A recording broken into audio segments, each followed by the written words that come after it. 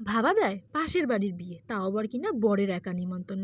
যেতে কি যাওয়া যায় বলুন তো? সে আমাকে যতই যে যা বলুক, আমি কিন্তু একা ছাড়ি না বরকে। বর আবার ঘরে বসে বিরিয়ানির গন্ধ শুকছে, তো ভাবলাম একটু ট্রাই করা যাক, বরকে ঘরে থাকা কিছু জিনিস দিয়ে বিরিয়ানি বানিয়ে খাওয়ানো যাক। তো চলে এসেছি রান্নাঘরে, কড়াইতে তেল গরম বসিয়ে দিয়ে দিয়েছি একটা পেঁয়াজ কুচি, সঙ্গে একটা টমেটো কুচি, 1 চামচ আদা রসুন বাটা, দিয়ে দিয়েছি স্বাদ মতো নুন, আর 1 চামচ করে জিরের গুঁড়ো, হলুদ গুঁড়ো, লঙ্কার গুঁড়ো, সবকিছু ভালো করে কষিয়ে নিয়েছি।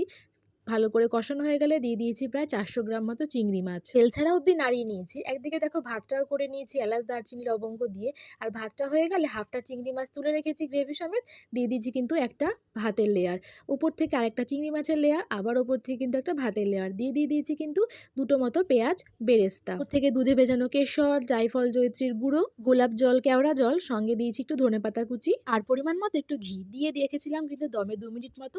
তারপরে দেখো সার্ভ করে দিলে রেডি আজকে আমাদের চিংড়ি মাছের বিরিয়ানি।